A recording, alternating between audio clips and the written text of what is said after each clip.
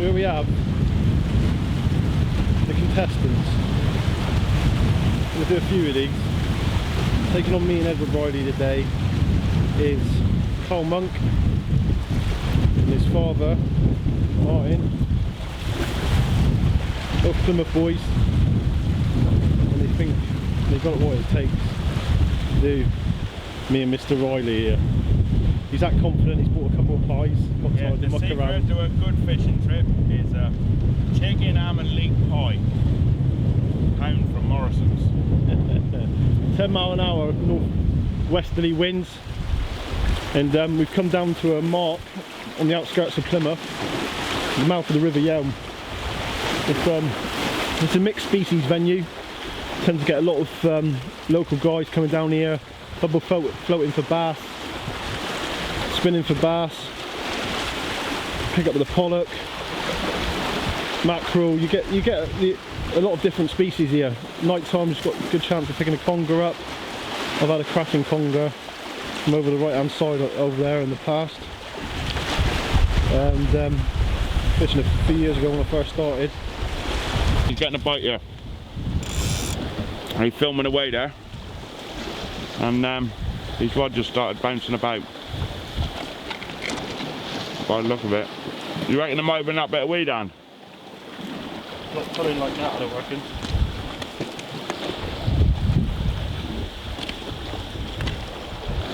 It was quite a knock, wasn't it?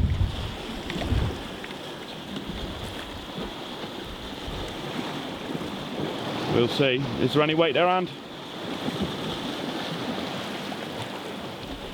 No. Hey?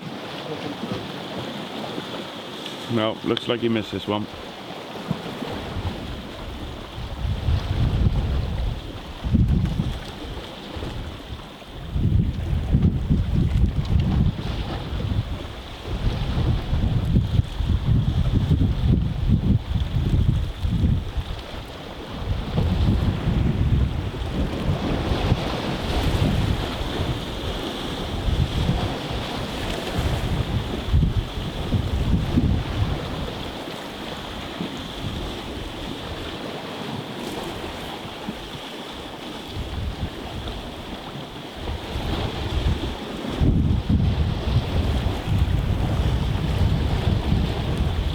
Let's have a look, see if we can see what it's done to his bait.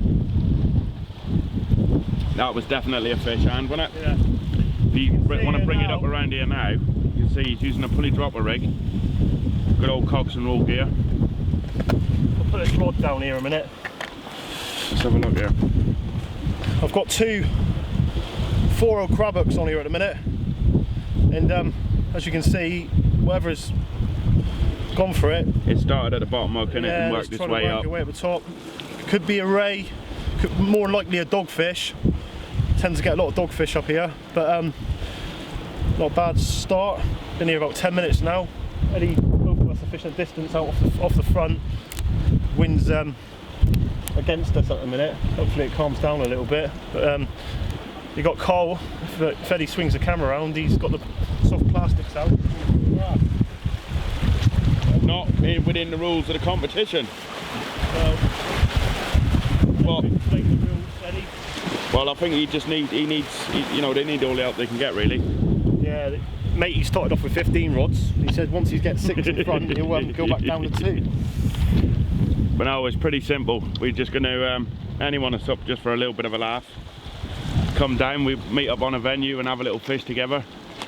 Chuck a couple of quid in a pot and we'll give a few points for after. biggest fish, biggest species, you know, different species. All going back alive, obviously. But just a little something extra. Brightens up your day, I suppose, when you're out fishing with the lads. There's nothing better than taking a couple of quid off a fellow fisherman. Is there, Anne? Even better when you're buying.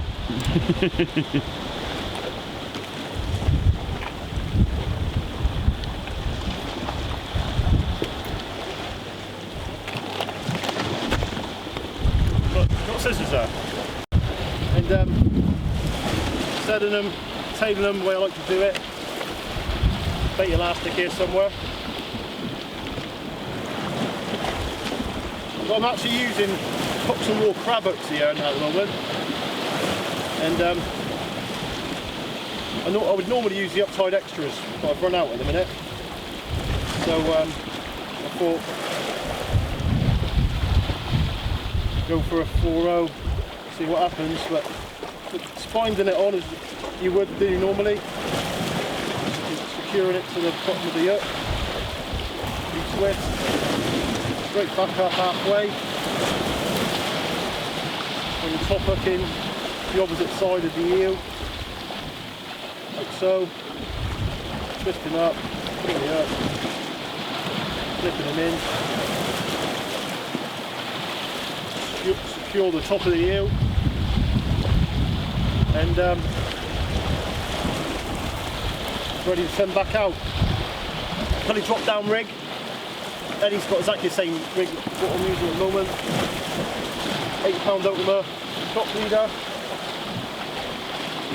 5-ounce grip lead.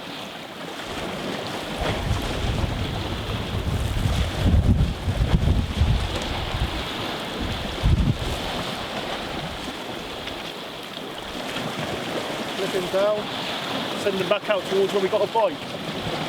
Just over my direction this time, I'm not in the way of Eddie. Not much room where we're casting at the minute, there. As you saw, I went to in between of both Eddie's rods because last time I went out to the right more.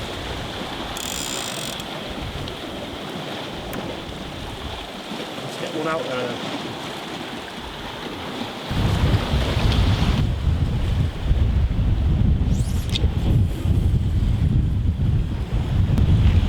Trying to pull that round into the channel of the estuary.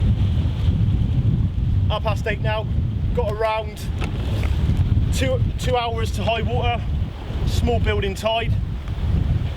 Normally find this sort of venue fishes better on a bigger tide, but it's one of those venues. Eddie, turn the camera on a minute. There's a little boat out there, free line and sand deal.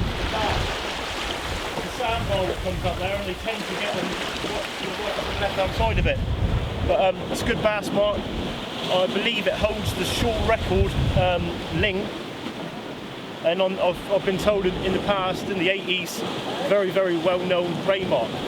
Not so good anymore. You do get the rays, but not in numbers, and anybody what fishes around here will tell you you've got to really put the time and effort in and dedication to pulling them out. But if you do, you get them.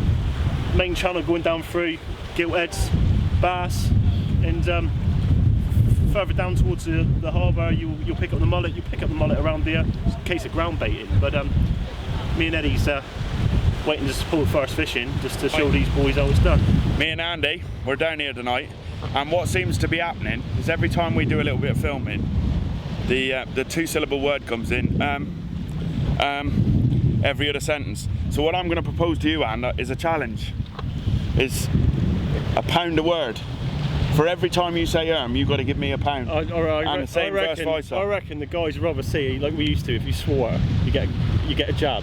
Well, we can do the pair. So I'll agree to that one if you agree to give me a pound every time you say But obviously every time I say it... I get to dig you. Yeah. Alright, so a pound for a dig, and that's what I tell you or not, a pound is worth a dig every time with you, mate. I'll be honest with you. If I get to jab him for a quid, it's worth a tenner, isn't it? But look at the size of this little shit here. Hey, what's he going to do? He's too far up on the rocks, and he'll fly a lot further down than me. There's not 2 foot there at all. And I'll tell you what, the bigger he is, the harder he falls. Hi guys, my name's Karl Monk. Just caught this nice little ballon wrasse. Just used a running ledger rig, dropped it in real close. Took a whole black lug, and sized one hook.